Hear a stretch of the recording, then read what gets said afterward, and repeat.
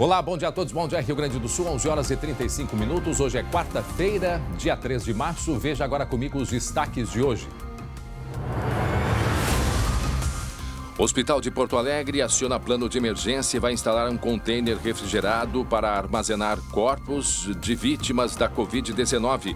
Ao vivo, vamos conversar com o ex-ministro da Saúde, Luiz Henrique Mandetta, sobre o agravamento da Covid no nosso estado.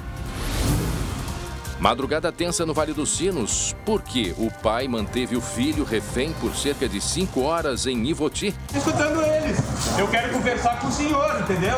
Aí se o senhor me der atenção vai ser bem mais fácil para mim. E como terminou essa negociação?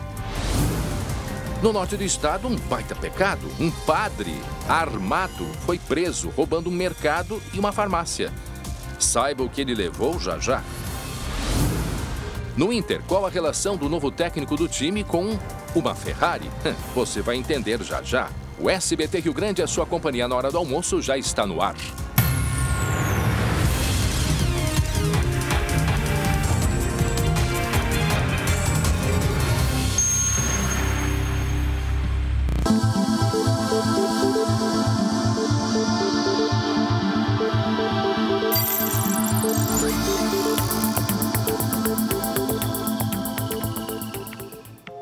A preocupação é muito grande. O cenário no Rio Grande do Sul, nesse momento, está extremamente preocupante, a cada dia mais preocupante.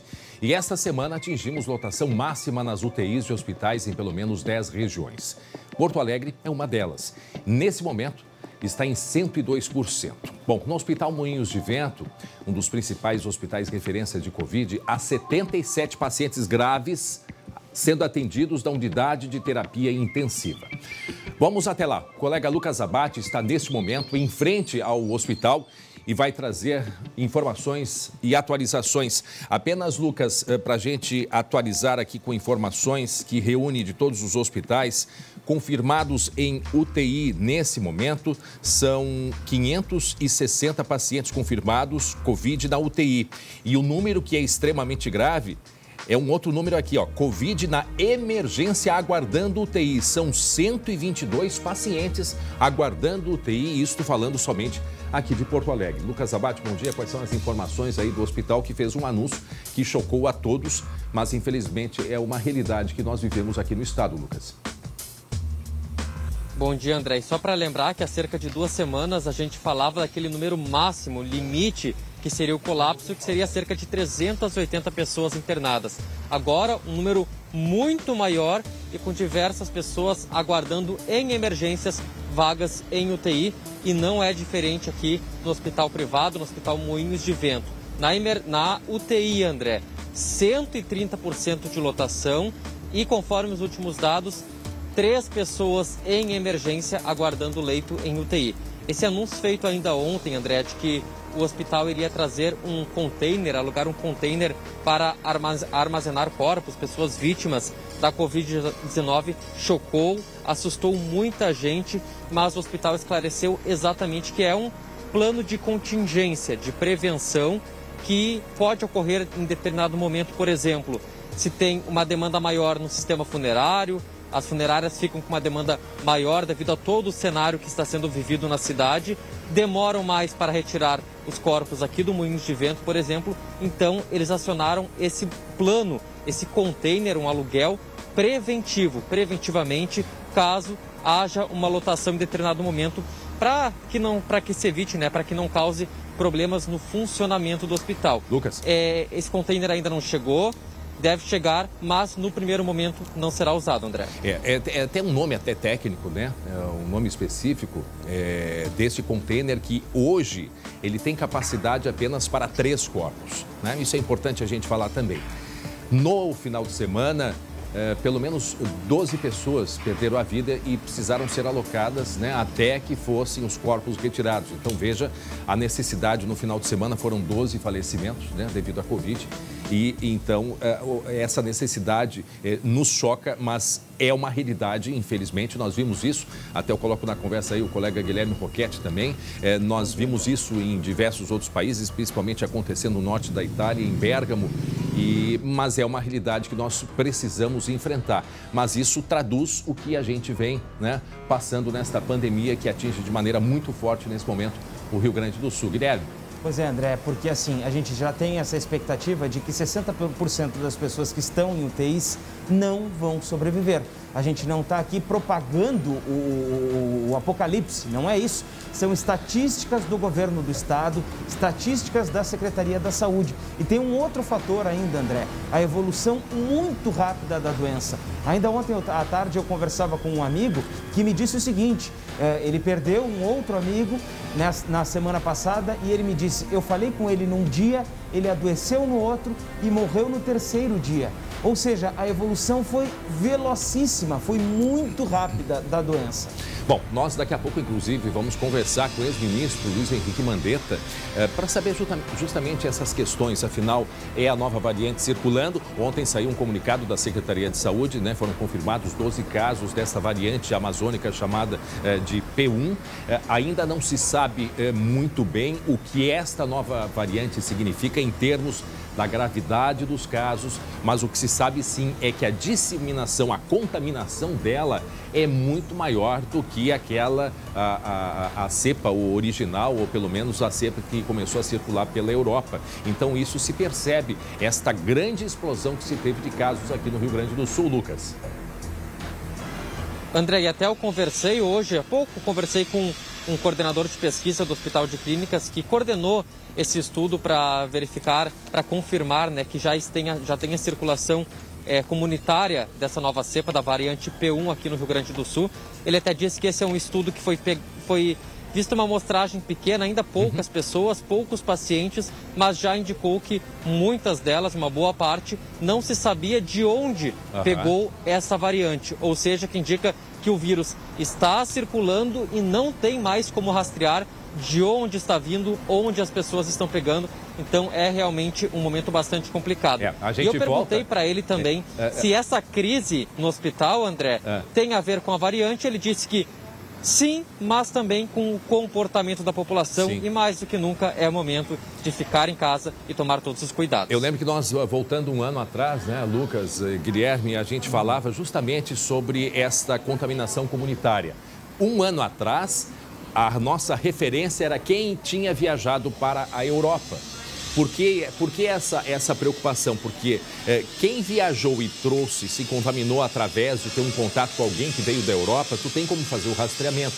Agora, o que é a transmissão comunitária? É quando essa pessoa que veio da Europa, por exemplo, né, trazendo vírus, começa a espalhar para outras pessoas. Aí sim é chamada, né, a contaminação comunitária, que é o que acontece agora nesse momento. Portanto, foram 21 casos estudados e desses 21, 13 foram confirmados de que havia essa cepa P1, só que desses 13, muitos deles não sabiam e não tiveram nenhum contato com alguém que viajou para a Amazônia ou teve algum outro estado que estivesse viajando.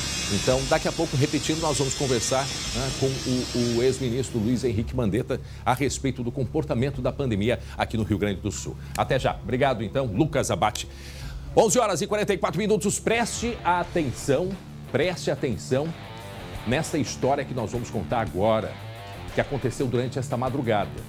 O filho que foi esfaqueado pelo próprio pai, e o pai foi baleado. Já vamos explicar o que aconteceu. Foi uma desavença familiar.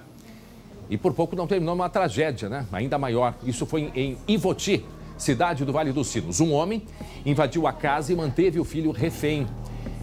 Este cárcere privado só terminou com a intervenção da Brigada Militar. O colega Lucas Abate, né, foi até a cidade de Ivoti e vai nos trazer informações a respeito do que aconteceu. Um homem que estava inconformado porque a esposa tinha pedido, né, prestado queixa na polícia, tinha pedido com a Lei Maria da Penha, e ele estava indignado, só que quando ele entrou em casa estava apenas o filho, ela não estava em casa.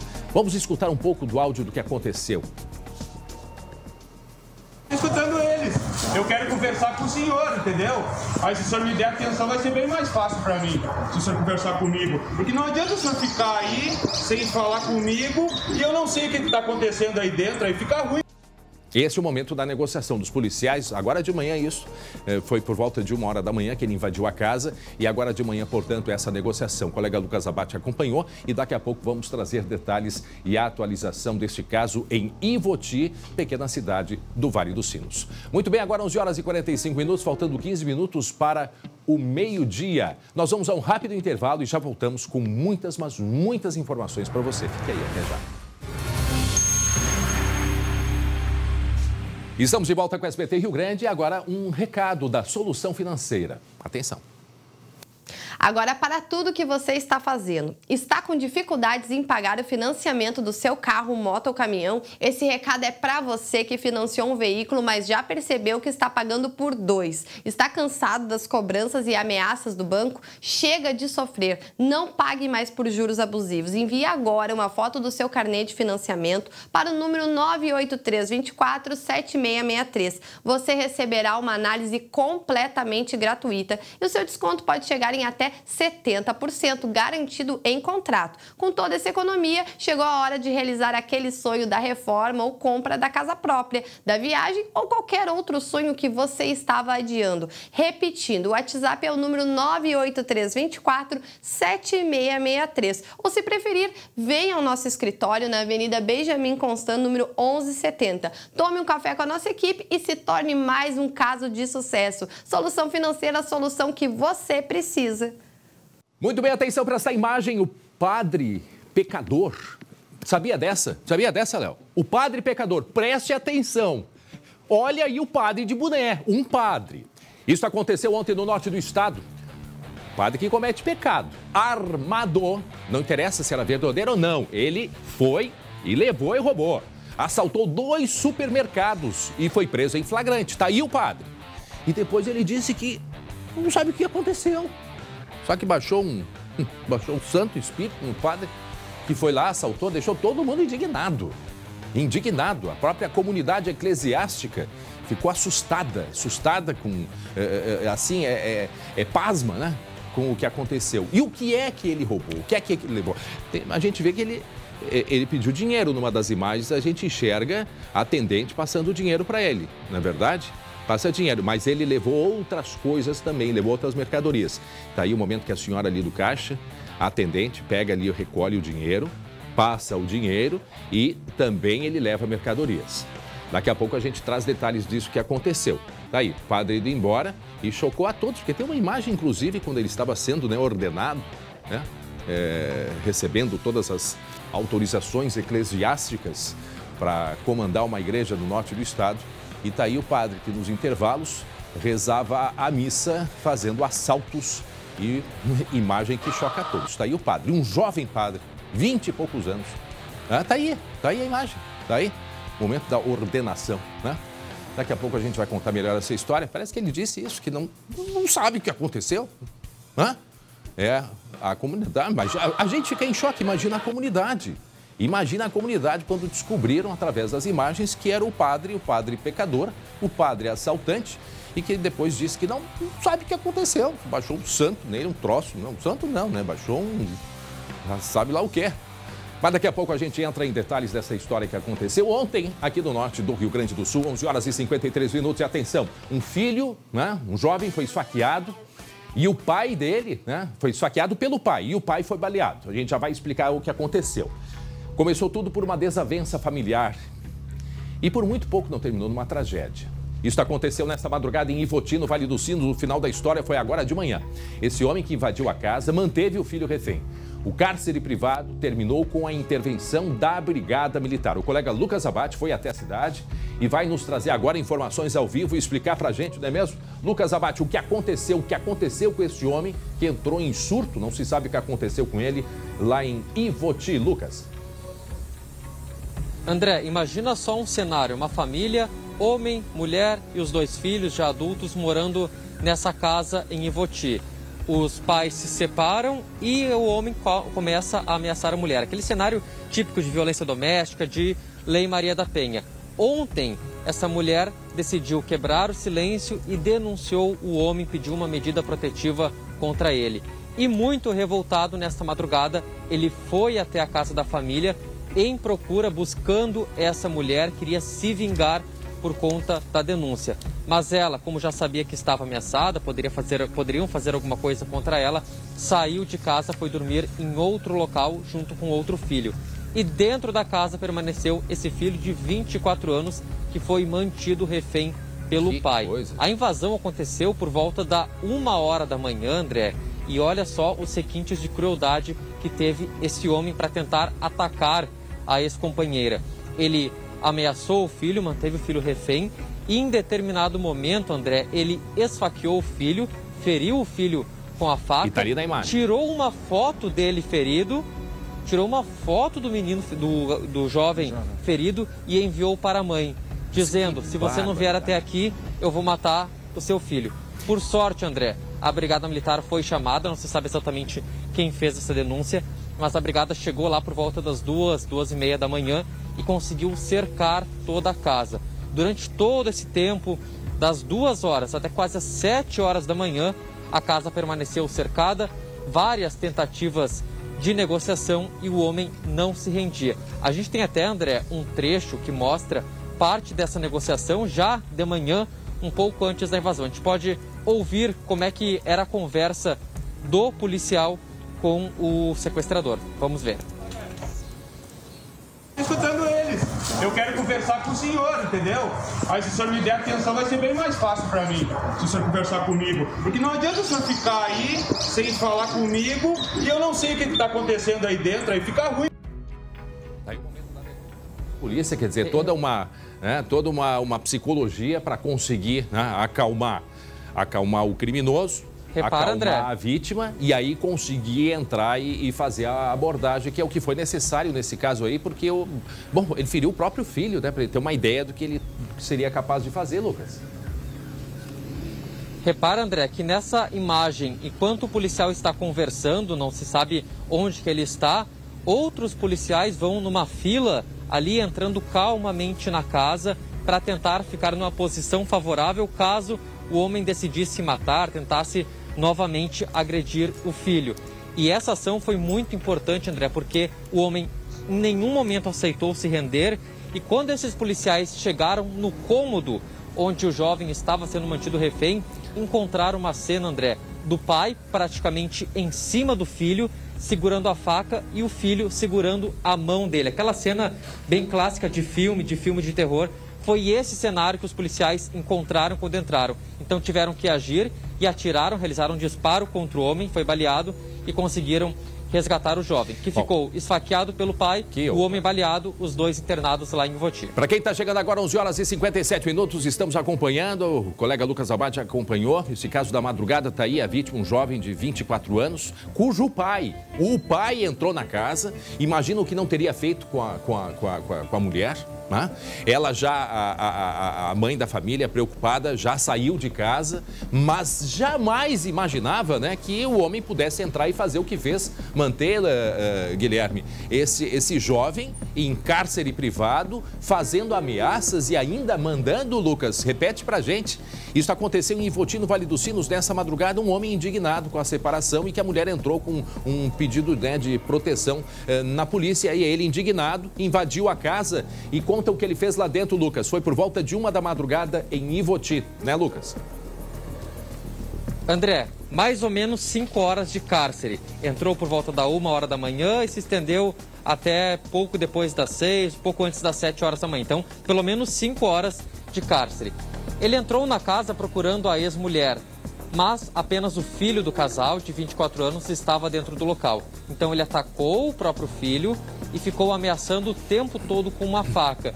E em determinado momento, ele feriu o jovem com uma facada, tirou uma foto do filho ferido e enviou para a mulher, dizendo, se você não vir até aqui, se você não vier, eu vou terminar de matar ele, eu vou matar ele. Ou seja, a todo momento ele fazia uma condição, pediu uma condição que ela fosse até lá para tentar salvar o próprio filho. E até ele pedia isso durante a negociação com os policiais. Ele dizia que iria se render no momento que a mulher fosse até a casa, mas isso, claro, por questões de segurança, não foi permitido pela polícia. Bom, agora a imagem, né, do homem que entrou, que invadiu a residência, que queria atacar a família, né?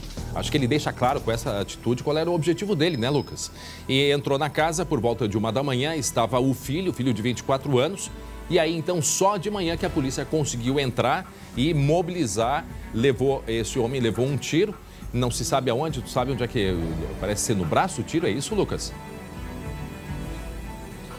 André, não se sabe onde foi exatamente, essa informação a gente não tem onde é que ele levou o disparo, mas foi um disparo para impedir que ele terminasse de concluir, né, que ele terminasse de esfaquear o próprio filho. André, foi uma negociação tensa, longa, uma equipe de Porto Alegre foi deslocada e a gente pode até rodar novamente como é que era essa conversa do policial pedindo para que ele se rendesse. Escutando eles, eu quero conversar com o senhor, entendeu? Aí se o senhor me der atenção vai ser bem mais fácil pra mim, se o senhor conversar comigo. Porque não adianta o senhor ficar aí sem falar comigo e eu não sei o que tá acontecendo aí dentro, aí fica ruim. Vejam só aí, mais uma vez, a polícia, com toda a seu preparo, psicologia, conseguiu evitar uma tragédia. Apesar que o jovem sai ali ferido, imagina, recebeu uma facada do próprio pai, ser torturado durante a madrugada pelo próprio pai, que mandava fotos pressionando a mãe para que fosse até o encontro. Imagina se essa senhora tivesse ido, né? O que não poderia ter acontecido, que se recupere logo esse jovem aí de 24 anos. E que o outro senhor pague por tudo que fez durante essa madrugada. Mais alguma informação, Lucas? O tempo todo, André... Não, só queria dizer, o que não aconteceu nesses 20 anos aí, né? Porque o jovem já tem 24 anos. Imagina toda essa trajetória, como é que foi essa vida toda dele? Lucas. Só para completar, André, segundo a Brigada Militar, durante toda essa operação, essa negociação, o homem o tempo todo foi muito sarcástico, tirava sarro dos policiais, tirava sarro da situação. Então esse foi um fator também que dificultou essa negociação e que teve que ter esse desfecho de invasão, da Brigada Militar ter que invadir a casa e balear esse homem para ele não matar o filho. O tenente-coronel responsável por esta ação, né, conversou com a gente vai escutá-lo. Como nós temíamos pela vida do filho dele de 24 anos, né? Então, o BOP entendeu por bem em fazer a incursão, né? Momento em que houve a necessidade de utilizar munição letal para conter um indivíduo, tendo em vista que ele já estava tentando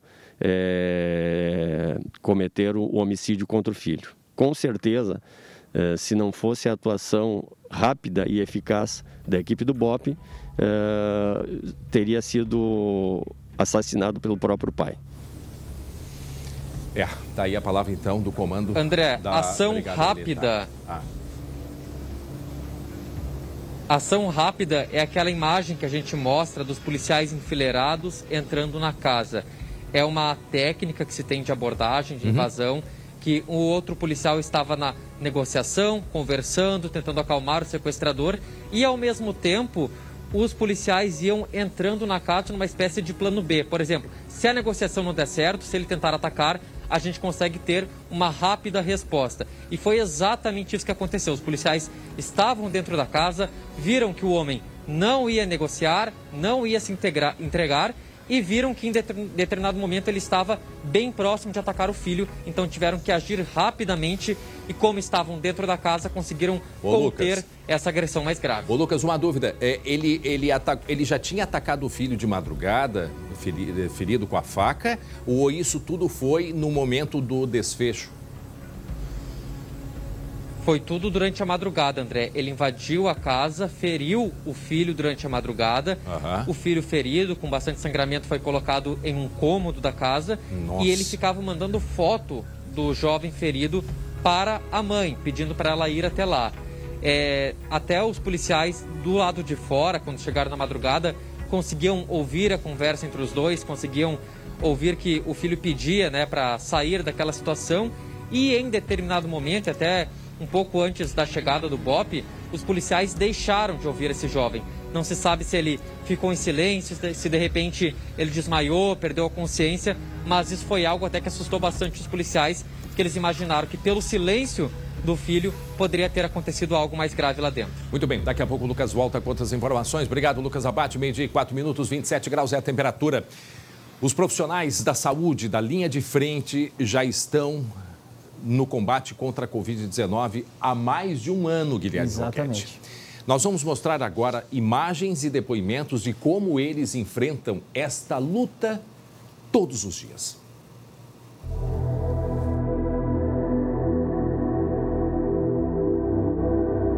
O Estado está doente, as pessoas estão ameaçadas. Não existe mais fatores de risco, todos somos de risco.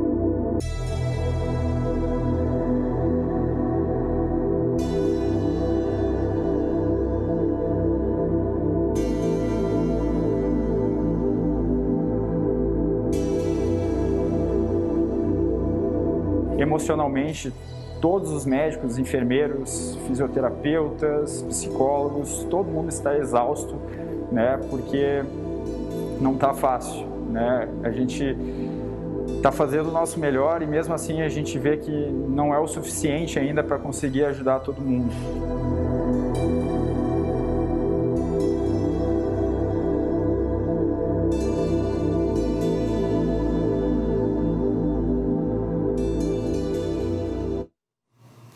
Bom, e em meio a esta crise que nós vivemos, Porto Alegre tem um novo secretário de enfrentamento ao coronavírus. O procurador concursado do município, César Sulzbach, assumiu a pasta na última segunda-feira e é com ele que a gente vai conversar a partir de agora. O senhor me escuta bem, secretário?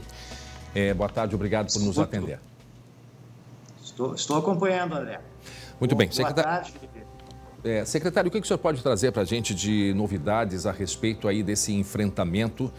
Agora a questão não é olhar para trás por passado, vamos ter que olhar para frente, porque nós temos neste momento, só aqui em Porto Alegre, secretário, vou só atualizar aqui, além das UTIs lotadas, nós temos uma espera nesse momento de cerca de 122 pacientes, né? 122 pacientes aguardando vaga em UTI. O que o senhor pode trazer aí de notícias para nós, por favor?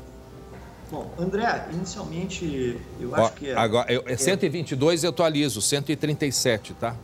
Já mudou bastante. Isso é uma outra questão importante, né? A transparência com que Porto Alegre, todo o sistema está tratando essa questão, né? Então, Dashboard atualiza a cada mudança que é lançado pelos hospitais e por todo o sistema, isso é atualizado e a sociedade fica acompanhando isso, né? Isso é uma questão importante, fazer esse parênteses dentro dessa situação, né?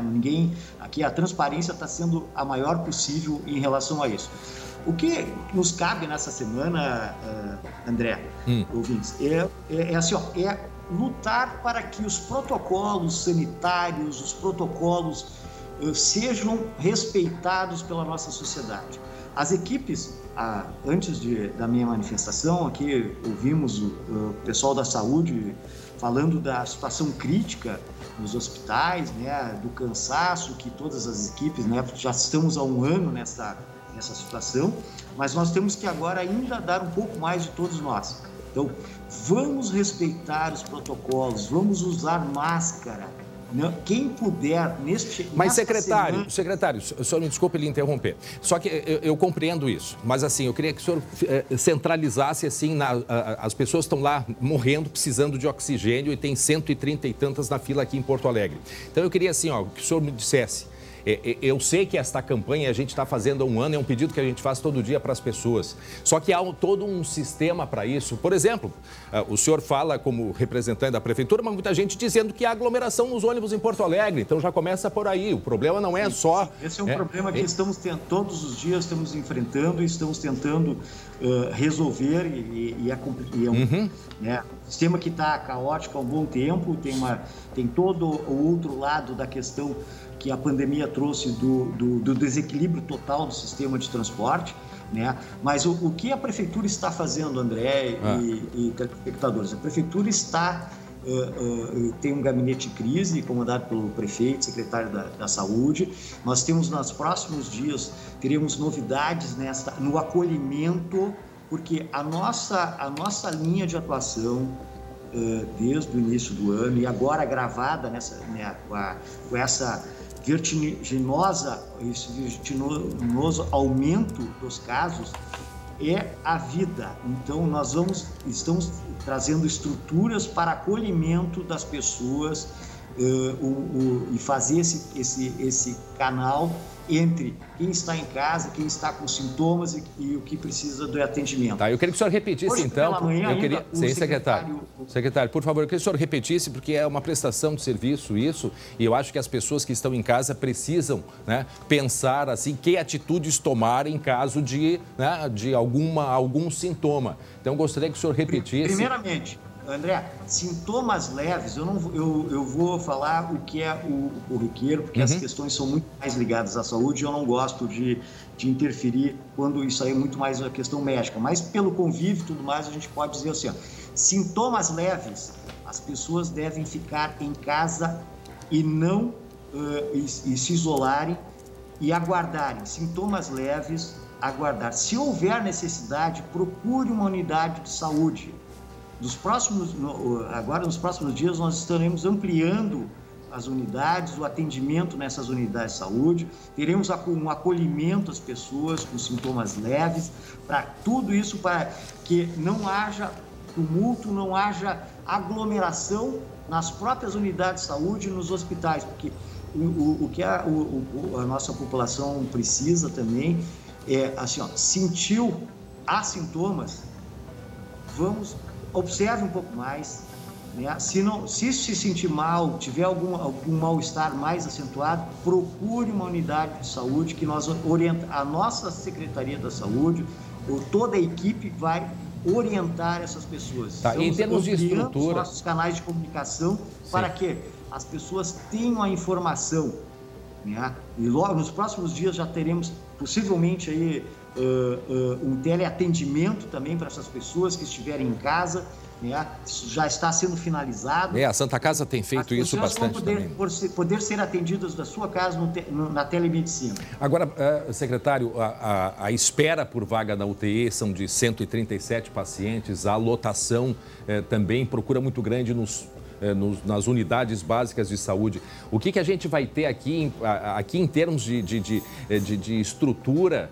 Tem como melhorar essa estrutura para dar atendimento? Porque a gente imagina 137 pessoas só em Porto Alegre esperando UTI, são pessoas que estão sem conseguir respirar. Então, assim, o drama e a preocupação é essa, a gente vai ter estrutura, vai ter pessoal, né? Vai ter respirador para essas pessoas? André, isso eu não posso dizer assim, ó, não é infinito, mas nós estamos fazendo um esforço muito grande. Se tu estás acompanhando aí há vários dias essa questão, já viu que no decorrer da semana nós já aumentamos o número de leitos de retaguarda, já aumentamos expressivamente o número de UTIs à disposição da população, e isso, tanto no interior quanto em Porto Alegre, a gente ainda temos algo mais a dar, né? E esse algo mais será, nos próximos dias nós estaremos integrando a população mais unidades de UTI, mais unidades de acolhimento, mas é fundamental, André, eu sei da preocupação, é fundamental que as pessoas tenham a consciência de que se estão com alguns sintomas, usem máscara, se recolham aos seus lares, evitem de transitar para que essas pessoas não sejam um vetor de transmissão. Nós temos que cortar essa transmissão. E a questão dos decretos restritivos são justamente que é desagradável para Porto Alegre, deve ser muito desagradável para o Estado, fazer restrições à circulação das pessoas, né? Mas não há outra maneira, neste momento, a não ser cortar, né, essa possibilidade exponencial de transmissão do vírus. Rapidamente, uma última pergunta, colega Guilherme Roquette. Pois é, secretário, a gente percebe o seguinte, que apesar do apelo do prefeito Sebastião Melo há 2 semanas para que as pessoas não fossem a parques e também à orla, as pessoas continuam indo e muitas delas, principalmente pela manhã, completamente sem máscara. A prefeitura não está na hora do município autuar, multar essas pessoas, secretário? Ou, no mínimo, andar com uma caixa de som, como foi no início da pandemia, o ano passado, uma caixa de som circulava. Porque, como disse o próprio prefeito prefeito Sebastião Melo, tem que começar a constranger as pessoas. Mas tem que pesar no bolso também, né? Sim, mas assim, ó, o que está vedado é as pessoas pararem nos parques. As pessoas podem circular, nós não estamos num regime marcial. Mas tem que andar de máscara, circular, né, secretário? Aí assim, ó, nós estamos tentando conscientizar as pessoas, né? Estão sendo implementadas novas rotinas para que as pessoas entendam. Mas é muito complicado, né? A nossa fiscalização, hoje de manhã, fechou uma casa noturna. Hoje tinha uma boate funcionando aqui em Porto Alegre, né? Não, a população... Sim, tinha uma boate funcionando. Uma boate aqui em Porto Alegre. Funcionando. Né? Sim. Exatamente. Então, eu recebi às 7 horas a nossa guarda municipal e a fiscalização fechando uma casa noturna, que é no meio, na situação que nós estamos. Então, nós temos que melhorar isso, né?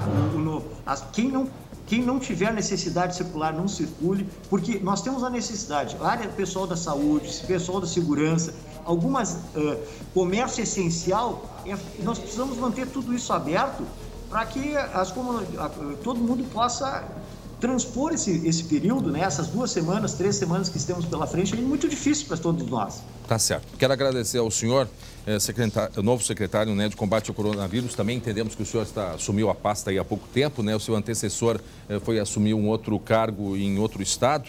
Então agradecemos ao senhor César Sulzbach, secretário de combate ao coronavírus aqui em Porto Alegre. Uma boa tarde para o senhor. Muito bem, 12h e 15 minutos, falando sobre... Boa tarde, fico à disposição para qualquer esclarecimento, André. Tá bom, obrigado.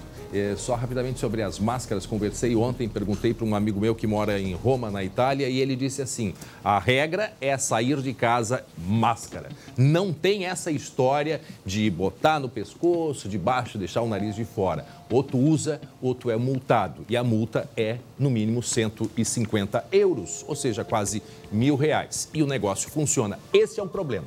Não adianta ter a lei. Ela tem que existir e tem que multar e tem que aplicar. Mas, infelizmente, tem coisas que a gente, de fato, não consegue explicar. E atenção, olha só. Preste atenção para essa história aí. Era só o que faltava. Era só o que faltava. A comunhão é o momento mais sagrado da celebração católica, é ou não é verdade? É o momento em que o padre toma, né, pega a hóstia nas mãos, eleva, né, pois essas mesmas mãos um padre usou para cometer crimes. André, tu tá ficando maluco. Olha, eu também acho que eu tô.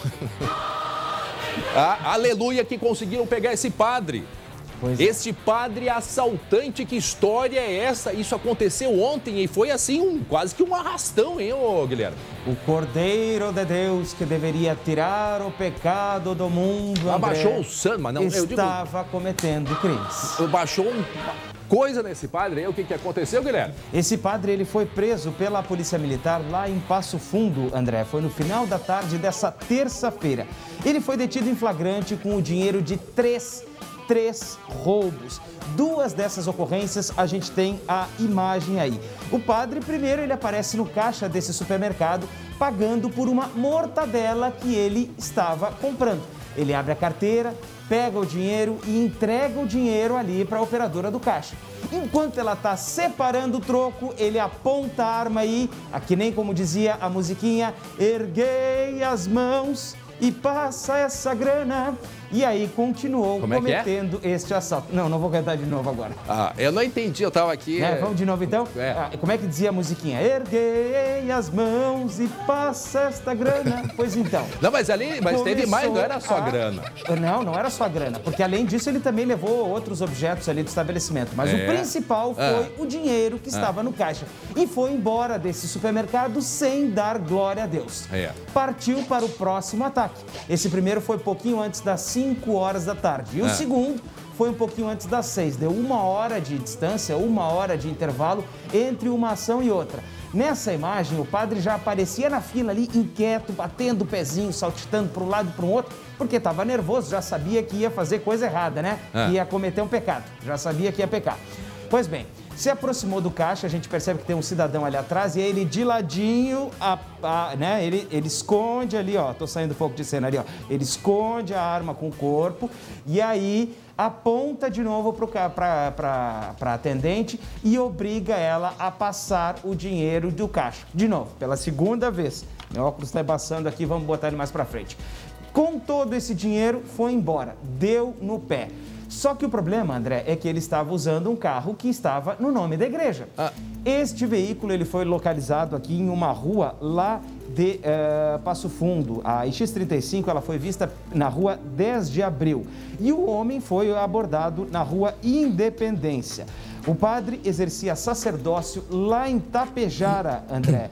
E o que foi apurado é que ele conduzia o carro, como eu disse, que pertencia à mitra diocesana, ou seja, a caminhonete era da igreja, André, e estava sendo usada para cometer crimes. E daí sacrilégio. E aí o momento em que ele estava sendo, né, recebendo a ordem, ele é padre. Qual é a cidade, hein? A cidade, Tapejara. Tapejara, a cidade ficou estarrecida, aliás, todo mundo fica, tá aí o padre, né? Tá aí ele falando agora, mas olha, que é uma coisa que não tem assim, a gente não tem o que dizer. O que está acontecendo, meu Deus do céu?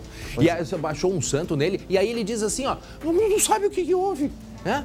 Ele não sabe porque ele fez, porque a arma era falsa, mas agora não importa, ele assaltou, ele levou dinheiro, levou mortadela, levou outras coisas também. Ele foi encontrado com R$655 e também com esse simulacro aí, que a gente chama de simulacro, mas na verdade é uma arma de brinquedo que acaba se parecendo muito com uma arma de verdade. Bom, ele foi preso, óbvio. Foi preso pela polícia militar, foi preso em flagrante, já foi encaminhado também ao presídio, só que uma investigação, ela vai ser implantada para ver se ele não cometeu outros crimes, até porque, André, a gente tem aí imagens dos assaltos nos 2 supermercados, mas tem um outro ainda, meu óculos está embaçando de novo, desculpa, mas tem um outro ainda, tem um assalto numa farmácia que ele também cometeu ontem e a gente ainda não sabe exatamente o que ele levou de lá. Mas o fato é o seguinte, este padre, então, né, cometeu sacrilégio. Meio-dia. E agora está no Chilindró. 12h21 minutos. Para quem está chegando agora, imagens de um assalto que aconteceu ontem à tarde. Aliás, um de 3 assaltos que aconteceram na tarde de ontem. Um arrastão dentro do carro, né? Porque o padre ia no mercadinho, assaltava e foi no outro lá, entrou no carro e aí, viram que o carro pertencia, né, à igreja lá da congregação local. Pois era o padre de Tapejara, o Guilherme, cometendo esses crimes, assaltos, levou dinheiro e levou alimentos e produtos de limpeza também. E aí depois ele disse o quê? Que não sabia de nada, pelo jeito, né? Disse que não lembrava. Não sabe o que aconteceu. Não sabe o que aconteceu. Pois é, imagina só se eu não vou saber o que aconteceu ontem, a notícia que a gente deu ontem aqui no SBT, André. Não sabe explicar, né? Ele disse que não sabia explicar o que tinha acontecido, né? Talvez tenha até dito para a polícia que, né, daqui a pouco baixou uma coisa nele lá e saiu roubando por tudo que é lado. O espírito dele desabilitou, saiu do corpo, entrou um outro e usou a carne para assaltar. Mas ali, usando boné, usando máscara também, está aí um jovem padre, André, 20 e poucos anos, que foi pego, portanto, ontem em flagrante. Essas características que a gente está vendo aí nos 2 assaltos, ali da camisa azul e do boné vermelho, foram as principais que levaram a polícia justamente a conseguir prendê-lo. E também a caminhonete, porque a X35 ela estava parada lá na rua 10 de abril. Não, teve quando foi localizada pela polícia. Tem um dos padres lá que participou daquela cerimônia, eu ouvi ontem, né, o áudio dele, é incrível assim, o padre disse, meu Deus, não posso acreditar no que está acontecendo, que esse rapaz fez tudo isso. Pois é, infelizmente sim. Bom, agora o nosso assunto, vem para cá, 12h22 minutos, o nosso assunto é auxílio emergencial. 4 meses de R$250. Há informações também aqui, deixa eu atualizar, vem a câmera aqui para mim, porque eu acabei de receber aqui uma informação. Portal SBT News. Exatamente, dizendo aí que os valores podem variar. Tu tens aí os detalhes, Sim, Guilherme? Tenho as informações. Seriam, então, além dos R$250, outras 2 cotas. Pessoas sozinhas, né? Por exemplo, aqui o Guilherme lá, que precisa, né, tá sem emprego aqui, o Silvio Santos mandou ele embora. Bom, o que acontece? Eu posso solicitar o auxílio emergencial e aí seria de R$150. Já para as mulheres chefes de família monoparentais, aí não seria nem 250, seria R$375, comprovando então que eu não tenho, por exemplo, um outro vínculo, uma outra renda, receberia um valor maior. Então, além dos R$250, que seria para famílias, para o chefe de família, um valor menor para quem só tem, sozinho, né? E o outro, o valor maior para mulheres, mães, chefes de família. Bom, sobre esse assunto, né, sobre auxílio emergencial, nós vamos conversar agora com a professora de Economia da Universidade Federal do Rio Grande do Sul, Wendy Carraro. Professora, boa tarde, obrigado por aceitar conversar com a gente. Olá, André, boa tarde. Olá, Guilherme. Boa tarde, professora. Bom, professora, o que é esse pagamento do auxílio emergencial que começa aí a ser desenhado com alguns valores? O que ele vai representar para a economia a partir de agora? Porque nós sabemos que ele também é um período limitado, não é, professora? Sim, exatamente. Esse modelo de apoio emergencial agora proposto para 2021, ele é bastante diferente, né, do ano passado. Ele, inclusive, assim, a previsão é que haja uma redução, vai haver uma triagem, né, haja uma redução do número de pessoas e os valores é que estão chamando bastante atenção, né, das pessoas. Agora o Guilherme acabou de compartilhar, né, essa informação de que vai ser haver uma proporcionalidade para quem mora sozinho. É um valor menor, menos pessoas vão estar recebendo, né? De certa forma, é uma forma de garantir alguma receita, né? Mas quando a gente trata isso desse dinheiro na economia, obviamente é positivo porque vai haver essa renda. Mas a gente também tem que levar em conta a questão do equilíbrio, né? Porque a gente também está percebendo aí um aumento significativo nos preços da cesta básica, né? Então, assim, vai ser um grande desafio para aquelas famílias que forem receber esse valor, manter esse equilíbrio, né? Para conseguir manter o básico dentro de casa, se não houver nenhum outro tipo de receita. Guilherme. Pois é, professora, porque a senhora toca justamente no ponto que eu fico me perguntando aqui. R$250, a gente faz Uni-Duni-T. Ou eu pago o condomínio, ou eu pago a luz, ou eu pago a água. Né, professora? Como que a gente faz em casa com um valor assim? Exatamente. É uma questão bastante delicada, é muito complicado a gente fazer essa escolha, né? Se a gente for pensar em termos financeiros.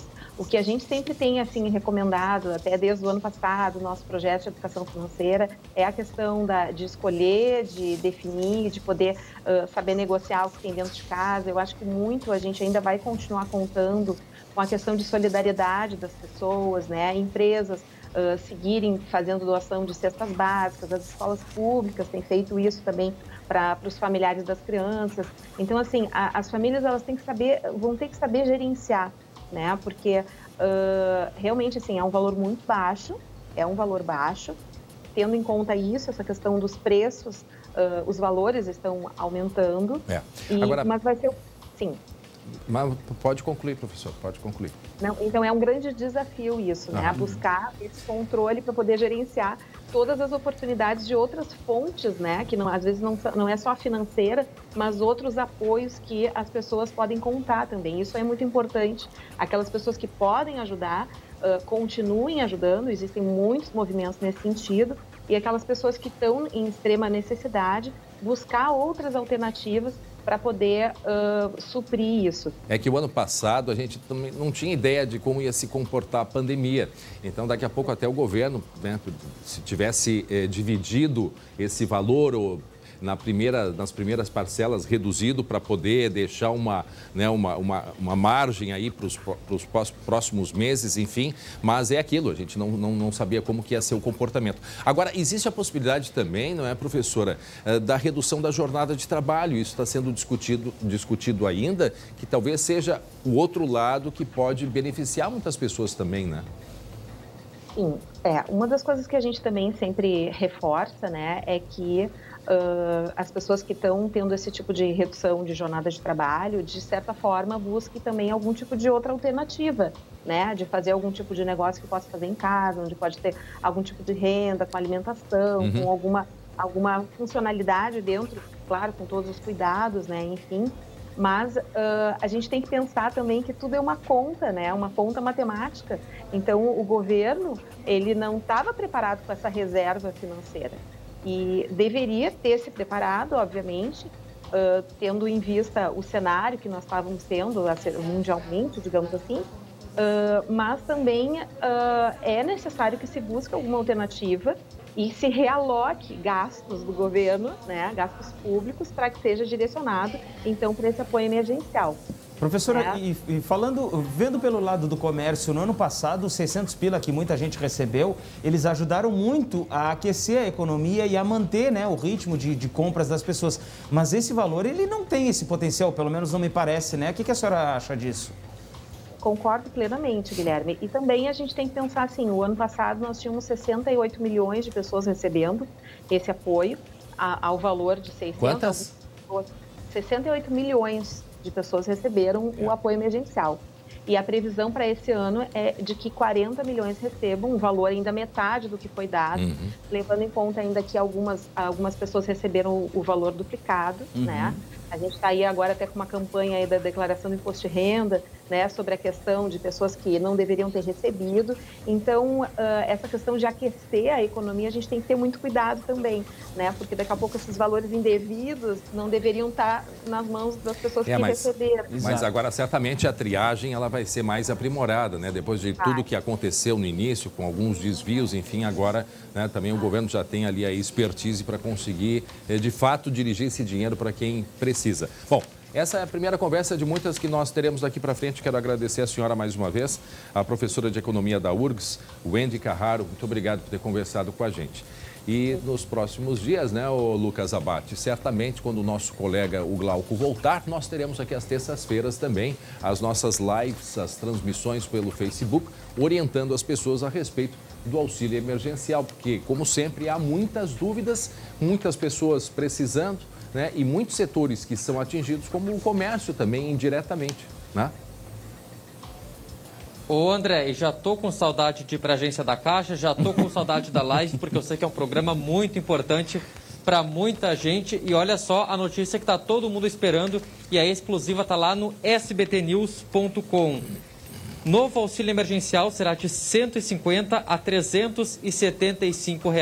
São 3 faixas de valores que se tem a informação, André. R$ 250 previstos para a maior parte dos beneficiários, 150 para pessoas sozinhas, que vivem sozinhas, e R$ 375 para mulheres chefes de família. Essa informação exclusiva que está lá no sbtnews.com. Claro, André, é uma medida provisória que ainda está sendo editada, deve ser publicada nos próximos dias e detalhes ainda não são conhecidos, como, por exemplo, já recebi até uma dúvida. Quem não ganhou no passado, que tinha algum outro motivo, estava empregado, Bolsa Família, vai poder receber isso? A gente não sabe ainda. Quem está no Bolsa Família, como é que vai funcionar? Não sabemos. São muitas dúvidas que vão surgir, mas que a gente está atrás para tentar elucidar, explicar o máximo possível sobre esse grande programa que no ano passado ajudou muita gente, não só os beneficiários, como também o comércio se beneficiou, e agora uma nova fase do auxílio emergencial. E atenção, porque daqui a pouco nós vamos falar em esclarecimentos, daqui a pouco vamos conversar com o ex-ministro Luiz Henrique Mandetta, né? O ministro que já está se preparando, em seguida vai conversar com a gente. Temos muitas dúvidas, né? O ministro que o ex-ministro que vem apresentando aí algumas informações importantes sobre a própria pandemia, e é o momento também da gente, né, compreender, né, Guilherme, como é que vai ficar daqui para frente na visão do ex-ministro. Então a gente vai esclarecer com ele daqui a pouco, o ex-ministro Luiz Henrique Mandetta, a respeito, portanto, do andamento da pandemia no Brasil, especialmente aqui no Rio Grande do Sul. 12h, 32 minutos, atenção, olha só, sabe por que quem compara vem aqui, ó, para TIM? Porque no TIM Pré-Top são 8 GB de internet, WhatsApp incluído, e bônus de internet em todas as recargas. É muita vantagem para quem ama estar conectado, curtir, postar e estar sempre em contato com os amigos. Incrível, não é verdade? E olha só, calma aí, porque ainda não acabou. Só o TIM Pré-Top tem o aplicativo TIM Mais Vantagens, com benefícios exclusivos e chances de concorrer a carros, motos e muito mais. Então, não perca mais tempo. Venha para o TIM Pré-Top e aproveite este show de vantagens. São 8 GB de internet, WhatsApp incluído e muitos outros benefícios. Entendeu por que quem compara vem aqui, ó, para TIM? No TIM Pré-Top você tem muito mais que giga. Saiba mais em tim.com.br. Muito bem, agora 12h e 33 minutos, já podemos conversar?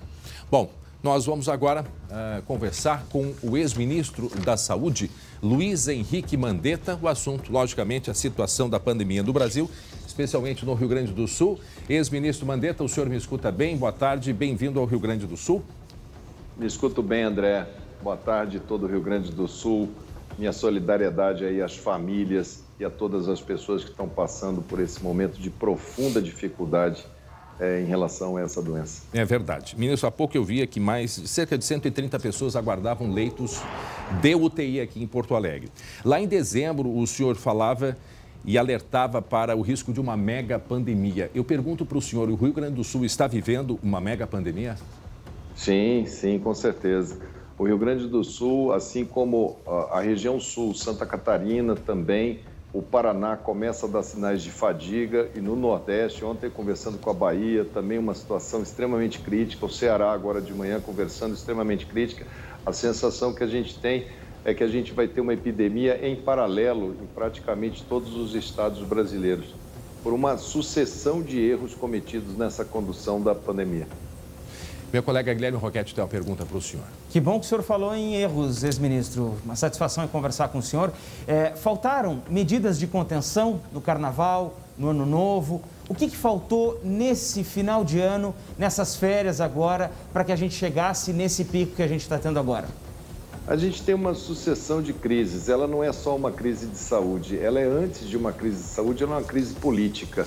Você não pode esquecer que a gente teve uma eleição para prefeitos em todo o território nacional, com uma participação muito grande de candidatos a vereadores, e a maioria daqueles que queriam chegar ao cargo de prefeito criticaram violentamente qualquer medida de contenção. Nos locais onde esses prefeitos com esse perfil venceram as eleições, é como se o prefeito que estivesse saindo não tivesse mais forças para fazer o que tinha que ser feito. E aí nós passamos dezembro, vendo os casos aumentar, passamos um final de ano, um Réveillon, que as pessoas fadigadas quiseram confraternizar, passamos um janeiro, que é um mês que provoca aglomeração, está todo mundo cansado, em muitos lugares não se fez absolutamente nada. O episódio Carnaval também embora não tenha tido patrocínio do Estado, mas é também um apelo muito grande para a população brasileira, e associado a isso, uma variante nova que aconteceu em Manaus, que o Ministério da Saúde, ao invés de fazer um grande alerta nacional e procurar conter ao máximo, ele foi para Manaus, não monitorou. Manaus entrou num colapso absurdo, as pessoas morreram com falta de ar, com asfixia, e a solução que eles deram foi mandar as pessoas para todas as capitais brasileiras em paralelo, como se você plantasse uma muda dessa cepa em cada uma das unidades da federação, sem fazer um plano de biossegurança. Então você espalhou em todo o território nacional. Então, o senhor acredita que a chegada desses pacientes aqui no Rio Grande do Sul pode ter influenciado nessa situação atual? Chegariam de qualquer maneira, porque as pessoas vão em busca da vida. Turismo, negócios. Aqui em Gramado, quantos turistas em Gramado vieram do norte do país, né?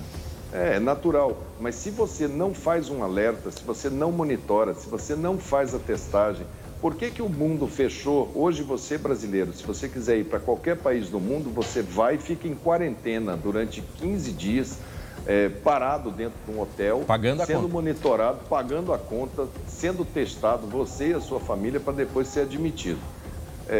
Dentro do Brasil, nós não tivemos sequer um alerta para as pessoas. Essa cepa ela foi identificada porque alguns japoneses que foram a Manaus, na volta, foram testados no Japão. O Brasil parou de fazer as testagens genéticas. Então, você ficou no escuro. É como se você estivesse lutando uma guerra no escuro contra um inimigo que está te batendo de todos os lados. Foi um erro muito crasso, um erro quase primário, eu ousaria dizer. E atrás dos pacientes vão os familiares. E aqueles que ficavam em Manaus, se puderam sair de lá, porque a mensagem que o Ministério da Saúde deu foi: olha, tem que tirar vocês daqui, porque aqui não tem jeito de enfrentar. Então, quem tinha dinheiro saiu de lá de avião, quem não tinha saiu de barco, pegou a Belém, Brasília, foi para a casa de um parente no Centro-Oeste, em Minas, no Rio Grande do Sul, foi em busca de chances de vida. E essa cepa hoje ela está presente, é pano de fundo de todas essas epidemias, associado a uma crise política, né? Nós temos um presidente que insiste em mandar as pessoas para a rua, insiste em aglomerar, e aqueles que querem escutar acham isso um álibi para falarem: olha, estou sendo prejudicado. Depois, sobre essa questão aí desse exemplo que o senhor se referiu, eu quero voltar a esse assunto depois sobre o uso de máscara. Mas antes, meu colega Lucas tem uma pergunta. Ex-ministro, boa tarde, prazer falar com o senhor. Eu sei que é muito difícil fazer qualquer projeção para a pandemia, ainda mais variante, comportamento, mas fazendo assim uma imaginação. Como é que o senhor pensa que estaria o Brasil hoje se o senhor permanecesse como ministro da Saúde e com total aval para tomar as ações tanto de combate quanto da vacinação? A minha presença no comando do Ministério da Saúde, se eu continuasse tendo a posicionamento contrário com o presidente, mudaria muito pouco. Você precisaria ter uma união nacional. Eu não posso deixar um governador do estado do Rio Grande do Sul sendo responsabilizado pelo presidente da República a cada medida que ele pede para a população frear o contágio. Eu não posso fazer um trabalho sem ter unidade. Agora, uma coisa eu tenho certeza, a saída é pela ciência. Perdeu-se muito tempo com cloroquina, com bobagem, e na hora que tinha que avançar duramente na aquisição de vacinas, nós ficamos olhando o bonde passar. Se eu estivesse lá, com certeza nós teríamos um mix de vacina. Eu teria fechado acordo com a Pfizer, com a Moderna, com a Johnson, com a Covax. Com esse consórcio que o Brasil podia pedir 50% das doses, pediu só 10%. E ainda não recebeu nenhuma. Na verdade, nós só temos a do Butantan hoje funcionando. Nós não conseguimos dar para a população a única porta de saída para a doença viral, que é a vacina. Bom, isso daí, com certeza, eu teria sido extremamente zeloso na aquisição das vacinas. Minha colega Aline Schneider tem uma pergunta para o senhor. Aline? Boa tarde, doutor Mandetta. A minha pergunta é o seguinte: no início da pandemia, estados e municípios foram autorizados pelo decreto de emergência a comprarem sem licitação insumos para o combate ao coronavírus. Vimos em diferentes pontos do Brasil um grande desvio de recursos e superfaturamentos. Ontem, o Senado aprovou MP que permite estados a comprarem vacinas sem licitação. Ao mesmo tempo que com essa medida a gente caminha para uma ampla imunização, como evitar que novos possíveis desvios possam acontecer? Qual a sua opinião sobre isso e como conciliar saúde e administração pública? Tem que seguir o dinheiro. Eu me lembro que a gente fez uma reunião, na época era eu, o então diretor da Polícia Federal e o então ministro Moro, onde eu coloquei dígito localizador para cada centavo que saísse do governo federal, que propiciou logo na sequência, logo no cedo, saber para onde esse recurso foi, item por item, e coibir. Existe a pressão da própria epidemia, que força algumas situações, e existe o desvio. O desvio tem que ser rigorosamente punido. A dispensa de licitação em emergência, ela por si só já está contida em qualquer emergência. Se der um vendaval e inundar uma cidade inteira, arrancar os telhados, decreta-se a emergência no município para poder reparar, porque você tem perigo iminente à vida. Agora, isso não pode servir de subterfúgio para mau gasto do dinheiro público. Então, tem que marcar cada centavo, colocar o dígito localizador na informática e a CGU trabalhar ao lado de todos esses entes federativos para coibir. Muito bem, a pergunta agora é da colega Gabriela Lerina, por favor. Oi, doutor Mandetta. Eu gostaria de saber a seguinte questão. Hoje o Brasil está com uma taxa de transmissão do coronavírus de 1,13, o que é considerado uma taxa bastante elevada. E aqui no Rio Grande do Sul não é muito diferente, não. Então eu queria que o senhor avaliasse as medidas de restrições impostas pelo governo gaúcho, se elas são insuficientes. E se, diante disso, um lockdown seria uma única alternativa. O lockdown é uma medida extrema, que é a ausência total de circulação, só circulam praticamente forças de segurança e forças de saúde. Sem um auxílio para as pessoas, você vai condenar muita gente a passar fome absoluta. Então há que se fazer um cálculo muito sensível nessa parte social de como garantir para as pessoas. O país errou quando fez achando que a epidemia seria curta. E eu avisava na época, isso só termina quando nós tivermos ou um remédio ou uma vacina. Então, lockdown para o Brasil não é uma medida fácil de ser tomada. Agora, quando você tem, como vocês estão no Rio Grande do Sul, ontem, conversando com pessoas do Rio Grande do Sul, não existe mais espaço em necrotérios. Vocês vão ter que começar agora a colocar container para poder acomodar corpos. Já tem centro cirúrgico trabalhando como se fosse CTI, tem pessoas entubadas na sala de cirurgia, nos aparelhos de anestesia. Você já tem profissionais de outras áreas, como anestesistas, cirurgiões, trabalhando em frente sim, aqui em Porto Alegre, de guerra.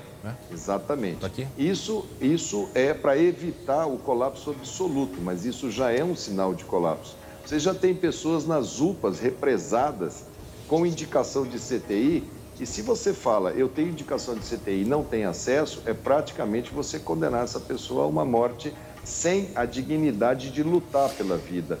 Viver ou morrer é desígnio de Deus. Agora, a chance de lutar pela vida é um dever do Estado.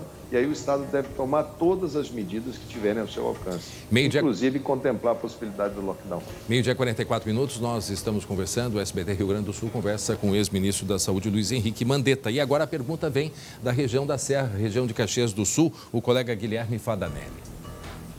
Olá, Mandetta. O Brasil começou a vacinação 10 meses depois do registro do primeiro caso de Covid aqui no país. Até agora, pouco mais de 7 milhões de brasileiros foram imunizados. Como é que o senhor avalia o plano de vacinação que está sendo colocado em prática no Brasil? E faço mais uma pergunta. O senhor concorda com a estratégia de vacinar primeiro os idosos ao invés da população ativa? Com certeza. Os idosos são os que mais falecem.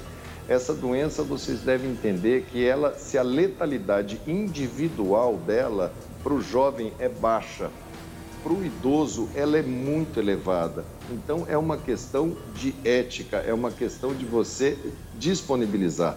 Se os idosos não tiverem mais formas graves, porque são eles os que mais vão para o sistema hospitalar e levam ao colapso do sistema hospitalar, os jovens eles vão conviver com essa doença até chegar a vez deles serem vacinados. Se você vacinasse devagar somente os jovens e essa vacina ela não elimina a possibilidade da doença, ela só tira a possibilidade de você não ter um caso grave que te leve a CTI. Você continuaria a circular o vírus se você vacinasse só os jovens e você contaminaria os idosos que continuariam a fazer colapso no sistema de saúde. Então essa discussão ela é bem tranquila de ser feita e é por isso que se vacina dos idosos para os jovens. Depois, os idosos são onde você tem os maiores valores de uma sociedade. Você perder, por exemplo, um pesquisador que tem 40 anos de pesquisa e ficar com um pesquisador que tem 1 ano de pesquisa, você perdeu 40 anos de investimento, de cultura, de sabedoria. Então, você tem várias razões para começar pelos idosos. Agora, a velocidade da vacinação brasileira, por um erro de Plano Nacional de Imunização, porque nós não temos ministros da saúde, nós temos hoje um Ministério da Saúde ocupado por pessoas que não são da área, e quem está segurando a saúde são esses médicos, esses enfermeiros, esses fisioterapeutas que estão dentro dos hospitais se desdobrando em 10 para tentar dar conta do recado. Não tem nem crítica para um plano de imunização que nunca foi feito. Ele foi simplesmente um recorta e cola do plano de vacinação de gripe natural de todos os anos. Bom, ministro, uma outra questão agora, saindo um pouco da pandemia. Ontem mesmo saiu em diversos jornais a respeito de que o senhor fez as pazes com o Democratas. E a pergunta é, como é que estão as conversas com o ex-ministro Sérgio Moro? Sérgio Moro se tornou um amigo, nós fomos ministros na mesma época, ele tem o seu olhar de Brasil, ele colaborou muito num determinado momento na luta anticorrupção. É importante que ele tenha também condições de verbalizar tudo aquilo que ele enxergou ser um brasileiro que tem uma história no país. Agora, isso ainda é uma coisa muito incipiente. O Democratas é um partido vivo, tem várias correntes, tem correntes bolsonaristas, tem correntes anti-bolsonaristas, tem correntes... O que eu defendo é que tenha projeto para o país. Eu acho que se está difícil a condução do país frente à crise da saúde, que é essa que a gente está vivendo, que está mais aguda, que ocupa mais os noticiários, a crise na educação é monumental, a crise nas empresas, no emprego, na cultura, no jornalismo, nas agressões à imprensa, a crise nas relações exteriores, o pós-pandemia vai exigir que a sociedade apresente um caminho para o Brasil. E eu acho que o Democratas deve fazer essa discussão. Por enquanto, a gente está conversando de fazer um grande diálogo nacional para saber como reconstruir, como conciliar, como ter um governo de conciliação nacional. Eu acho que isso é um dever de todo partido fazer, não só do Democratas, mas de todos. Bom, para a gente encerrar, o senhor antes tinha falado sobre o mau exemplo, né, de que a autoridade ela precisa usar máscara, por exemplo, não é verdade? Uhum. Eu pergunto isso para o senhor até porque nós vivemos uma onda de fake news, né, ministro? Então, tem uma imagem aí, foi do final do ano, que aparece o senhor jogando com amigos e não usando máscara. Isso é fake news, ministro? Não, eu estava dentro de uma unidade, eu e meu filho, totalmente aberta dentro de Campo Grande, isso era no mês de novembro, a gente estava conversando, meu filho mora fora daqui, eu tinha pedido um aperitivo para comer e a gente estava eu e ele conversando. Mas é normal, eu acho que as pessoas procuram nos outros justificativa para o que elas fazem. Eu sou um médico, minha mulher é médica, meu filho é médico, dentro da minha casa mora minha sogra, que tem 88 anos, a gente conseguiu passar por toda essa epidemia com meu pai, com a minha mãe, mantendo distância, ninguém teve coronavírus, eu não tive, nem minha mulher, nem meu filho, porque a gente sabe muito bem como é que se cuida para não ter um comportamento equivocado e contaminar aqueles que a gente mais ama. Questão de disciplina também, né? Bom, ministro, eu quero agradecer muito ao senhor por ter conversado e ter respondido essa questão, que polêmica ou não, é uma questão que sempre é falada e é importante o senhor ter feito, portanto, esse esclarecimento aqui para os gaúchos. Agradecemos mais uma vez e que o padre Antônio Vieira, né, que está ali atrás neste quadro, nos abençoe. Dom Bosco. Mas sei que o senhor é devoto, né, do padre Antônio Vieira, né? O padre Antônio Vieira falou certa feita que se tudo que tiveres feito pela pátria e ela ainda assim lhe for ingrata, não tereis feito mais do que sua obrigação e ela o que de costume. Era um sábio, eu estudei muito nesse colégio que eu estou aqui hoje, eu tenho muita formação cristã, católica, e gosto muito do Dom Bosco, gosto muito dos ensinamentos que eu tive aqui. Eu achei que era o padre Antônio Vieira um pouco mais jovem, né? Mas enfim. Não, mas é um cara muito bom. Muito bem. Muito obrigado, ex-ministro Henrique Mandetta. Olha, transmita a todos os gaúchos, todo o Rio Grande do Sul. Vamos segurar ao máximo, vai dar tudo certo, a gente vai passar por isso juntos, vai ser com união. Não escutem conselhos que não sejam aqueles. Proteção à vida, ciência. É por aí que nós vamos sair. Calma que vai dar tudo certo. Agora, ministro, é difícil, pelo que a gente vê, as pessoas se conscientizarem, porque mesmo assim, aquelas regras básicas, eu lembro daquelas conversas que o senhor tinha com a gente no final de tarde, né? Lá no início da pandemia, e a gente vê que as pessoas insistem, né? Insistem justamente em não manter as regras. Mas que é importante que o senhor também aí, como médico e como um líder, possa passar essa mensagem. E nós temos um público infantil muito grande e que certamente estão nos acompanhando, e esse é o básico para a gente, né? Saiu o quanto antes dessa pandemia. Ex-ministro Luiz Henrique Mandetta, agradecemos o SBT Rio Grande do Sul, os nossos colegas todos, agradecemos a conversa com o senhor mais uma vez. Muito obrigado. Muito obrigado, um abraço a todos. E a toda a nossa equipe de retaguarda aí que entrou em contato com a equipe do Dr. Mandetta, né? A Fernanda Galvão, os nossos colegas, agradecemos também por essa conversa que foi bastante esclarecedora. Agora, 12h52, está na hora do esporte.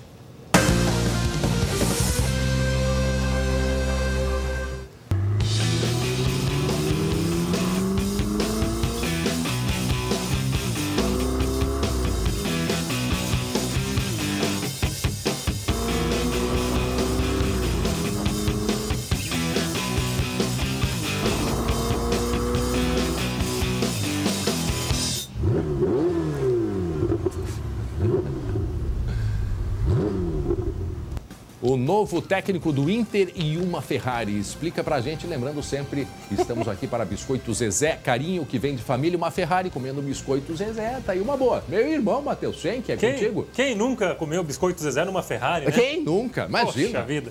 Boa tarde para você, André, boa tarde a todos. Só para contextualizar, Miguel Ángel Ramírez, novo técnico do Internacional, não foi apresentado, mas chegou ontem pela primeira vez, teve seus primeiros passos no CT Colorado, e ele falou o seguinte, André, que se sente como um piloto de Ferrari agora no Internacional. Vamos chamar então a palavra dele, explicando essa situação? Fala aí, Ramírez. Recuerdo una conversación hace más de un año. Estábamos viendo un partido de Libertadores en el complejo de Independiente del Valle, viendo Internacional. Y mi asistente me decía, Inter es un Ferrari, Inter es un club. Entonces, bueno, pues me siento como el conductor de la F1 que ahora le dan un Ferrari, pero consciente de que tenemos las herramientas para para poder meterle y ser competitivo. Tá aí, portanto, Miguel Ángel Ramírez, o novo condutor da Ferrari Colorada, ele que já tem um reforço chegando, inclusive. Carlos Palacios, atacante chileno, 20 anos de idade, bom de pé direito, jogador de lado de campo. É um dos jogadores que ele pediu, tá chegando, em breve deve ser confirmado como o novo reforço colorado. Ele que gosta muito de jogar nesse esquema ofensivo, 4-3-3, jogadores de velocidade. Então, Carlos Palacios, atacante chileno, então provável novo reforço do Inter. Falta apenas a questão da anunciação dele como novo reforço colorado. E só para fechar, André, hoje tem Grêmio, né? O Grêmio entra em campo contra o Brasil de Pelotas. 8 da noite, o tricolor enfrenta a equipe pelotense. Jogo da segunda rodada do Gauchão, mas vai ser a estreia gremista, já que o jogo contra o Caxias foi adiado por causa da Copa do Brasil. O Grêmio que hoje vai com time reserva, mas, informação importante, Renato Portaluppi vai estar na Casa Mata, vai jogar com time reserva, mas o Renato vai dar um tempinho na final da Copa do Brasil e vai enfrentar, portanto, o Brasil de Pelotas amanhã, claro, os melhores momentos, gols, lances, todo o que você está acostumado a ver de esporte no SBT Rio Grande, a gente vai estar de volta. Então, voltamos amanhã. Com uma Ferrari, por que não? Tá bem, tá bom. Um abraço só. Mas eu prefiro o biscoito Zezé, tá? Tá bom? Biscoito Zezé. Bom, gente, olha só, 12h55 agora. Pelo menos 2 servidores penitenciários morreram de coronavírus na última semana. O que o sindicato e a SUSEP falam é o que nós vamos saber agora com a Aline Schneider, que tem informações ao vivo com a gente. Oi, Aline Schneider, boa tarde. Tá te cuidando direitinho, Aline? Muito, André. Não estou botando o pé para fora de casa, só para levar o lixo. Isso aí. André, olha tem só, cuidar. o Sindicato dos Servidores Penitenciários do Rio Grande do Sul diz realmente que está muito preocupado com essa situação, que os servidores estão sobrecarregados. São 7 mil servidores que trabalham em 150 casas prisionais aqui no estado e, segundo eles, desde o início da pandemia, 350 já se contaminaram até agora. E na última semana, 2 pessoas teriam morrido. No entanto, a SUSEP alega que uma senhora de Santa Maria que perdeu a vida para o coronavírus, ela teria se contaminado enquanto estava de férias. É Sônia, o nome dela é Sônia Carniel Weber, ela era psicóloga, trabalhava no Instituto Penal de Monitoramento Eletrônico da 2ª Região de Santa Maria. E a outra vítima se trata de um aposentado que não estaria mais trabalhando, segundo a SUSEP. Desde o início da pandemia, 11 detentos já morreram por causa do coronavírus, são mais de 2 mil, André, contaminados até agora. Bom, agora, Aline, no Vale dos Sinos, há 11 dias, os hospitais eles estão com superlotação de leitos. É um desespero. O prefeito de São Leopoldo há muito tempo vem alertando. E aí eu pergunto, quantas instituições aí na região estão já sem leitos, hein, Aline? Porque a prefeita de Novo Hamburgo, esses dias, ficou emocionada numa transmissão pelas redes sociais. Quer dizer, o drama é espalhado pelo estado. É verdade. Na região 7 aqui, que tem encabeçada Novo Hamburgo, dos 10 hospitais disponíveis, apenas 1 tem leito. Os outros 9 já estão com 100% da capacidade, superando isso, inclusive na questão dos respiradores, André. A situação realmente é muito preocupante por aqui. E eu falei com a professora e coordenadora do curso de Virologia da Universidade Fevale, e ela faz um alerta também preocupante, que já atingimos o pico do diagnóstico. Vamos ouvi-la. Nós realmente temos percebido assim que o nosso número, né, de amostras recebidas, de exames realizados, ele não está variando muito, mas o número de amostras positivas está aumentando, né? Então, isso também nos auxilia a perceber que realmente está aumentando, né? Porque eu mantenho o diagnóstico, mas a minha frequência de positivos ela é maior.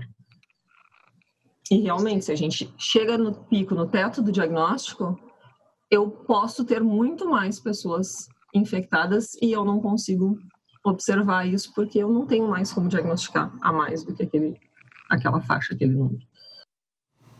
Para vocês terem uma ideia, no início deste ano, André, 30% dos diagnósticos davam positivo.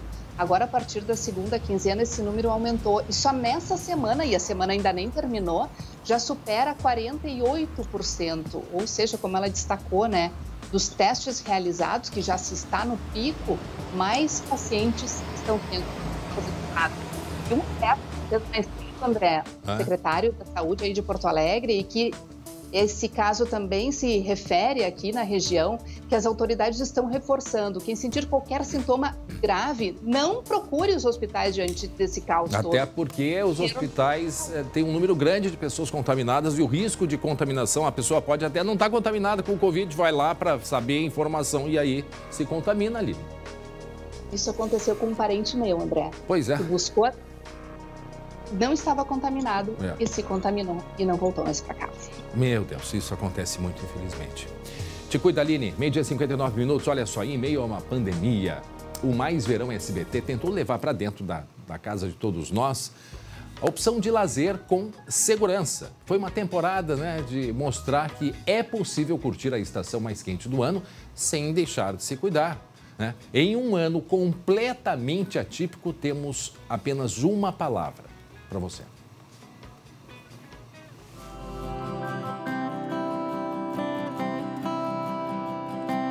Saudade. A gente sentiu falta de te dançando, de te receber e te abraçar.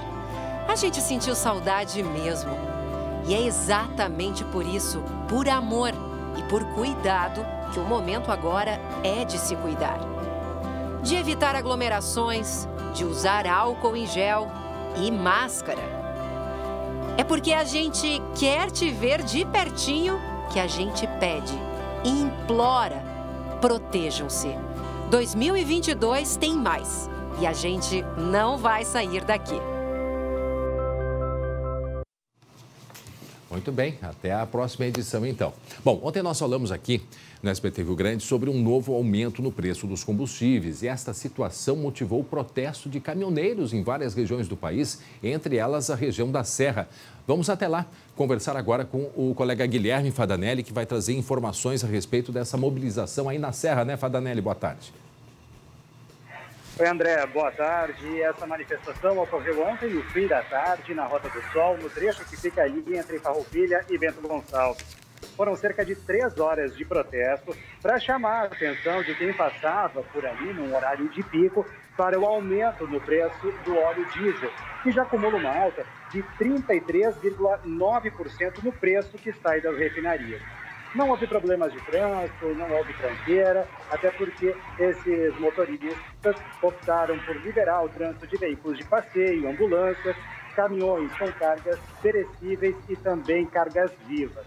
Agora, André, durante a manifestação, eles queimaram pneus, fizeram buzinaço, enfim, tudo para chamar a atenção das pessoas para esse reajuste que, segundo eles, está pesando bastante no bolso. E não foi só aqui na Serra, não.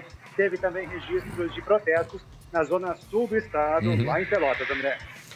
O pessoal está sentindo e sentindo forte no bolso. R$6 o preço do combustível com toda a crise que a gente enfrenta. Não sei qual é a solução, realmente eu não sei. O GNV também, né, que era para ser uma solução de combustível, pegou carona. Pegou carona e o preço também tem aumentado aí nos postos de combustíveis. E eu imagino quem trabalha, né, não só caminhoneiros, mas todo mundo que trabalha com automóvel, hein, o Guilherme Roquette. A situação é difícil para todos. Vamos esperar, aguardar o governo sinalizar, né, com algum indicativo que a gente possa ter aí, pelo menos com os caminhoneiros, alguma indicação. O que eu disse, eu não sei, eu não me candidatei para ser presidente, a decisão não é minha, mas que precisa-se de uma decisão futura para não ter problemas com os próprios caminhoneiros que já estão há muito tempo, né, Guilherme? Guilherme Roquette e Guilherme Fadanelli, os caminhoneiros que estão há muito tempo reivindicando um valor mais acessível para o pagamento do frete, né, Guilherme? Hein, Roquette? Alô? Vocês me abandonaram. O Fadanelli caiu o sinal de Caxias, tudo da redação caiu o sinal. Leandrão, estão me ouvindo aí? Agora sim. Agora sim.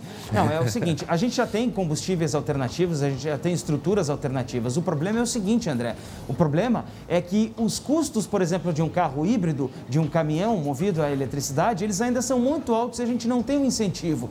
O carro elétrico surgiu aqui no Brasil nos anos 70, com o João Amaral Gurgel. Tu vê? Por que ele não está aqui ainda hoje? E é interessante, né? Porque quando eu morava em Portugal, tinha muitos carros que paravam, né? Estacionavam, aí o motorista pegava a tomada. A tomada aí tinha uma central assim na calçada, a tomada energia elétrica, e ligava o carro. E ia fazer as coisas e o carro carregando a bateria. André. E um carro extremamente silencioso, né? Não André, tem som nenhum. E tem uma outra situação aqui no Brasil que a gente não tem infraestrutura justamente para ter os carros elétricos, mas a gente tem a alternativa, por exemplo, dos carros híbridos, o que combina o motor a combustão com o motor elétrico. Esse sim pode aproveitar o posto de gasolina para abastecer, mas ele vai consumir muito menos e vai, por consequência, poluir muito menos. Mas o GNV era uma alternativa e, infelizmente, o GNV de Santa Catarina é bem diferente. Até o GNV ele é mais barato, mas eu não sei que mistério aqui no Rio Grande do Sul que o GNV muitas vezes, ou na grande maioria das vezes, não compensa, fazendo ali o cálculo, a proporção. E, infelizmente, ele foi, né, tem todo um custo para fazer a instalação e não é todo lugar que tem. Aqui mesmo no Rio Grande do Sul, determinadas regiões você não consegue abastecer com o GNV. Exatamente. Né? Na metade sul do estado, por exemplo, vai para Jaguarão, não consegue. Local... Exatamente, não consegue. A gente só tem condição de encontrar o GNV em cidades que são relativamente polo. Cidades que têm agora condições, por exemplo, de ter um posto maior. E muitas vezes o GNV ele tem que ir de caminhão, ele não pode ir, por exemplo, por duto, né? E aí fica mais caro, né? Exatamente, aí perde o investimento. E no preço que está hoje, tu instalar um GNV num carro, a gente não sabe exatamente se vale a pena.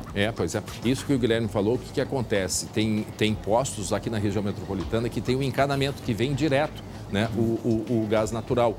Em alguns postos mais distantes, onde estão longe do gasbol, né, que é aquele gasoduto que vem lá da Bolívia, como o posto está longe desse encanamento, ele precisa ser colocado num caminhão, que são aqueles caminhões com aqueles cilindros de cor rosa, que eles ficam todos, né, o caminhão ele carrega aquilo, imagina a pressão, e aí ele vai até o posto de combustível e aí faz o descarregamento, elevando o preço do produto. Então, no final das contas, tem mais isso a ser considerado, né, Guilherme?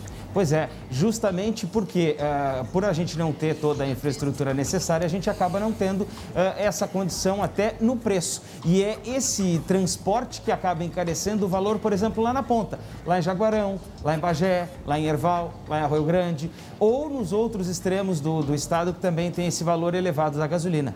Muito bem. Bom, a gente está encerrando o SBT Rio Grande, agradecendo a audiência e a companhia de todos, mas principalmente, né, pedindo que as pessoas tenham cuidado, os números são assustadores. Agora, números aqui do Rio Grande do Sul, nós temos aí os números neste momento, 2.864 leitos de UTI e a ocupação é de 100,7%, ou seja, isso no estado já está em cor roxa, né? Desde ontem, por volta de 1 da tarde, nós estamos com 100% das lotações de hospitais aqui no Rio Grande do Sul. Cuide-se, cuide de você, da sua família, distanciamento social, higienização das mãos constante e o uso de máscara é o pedido que a gente faz.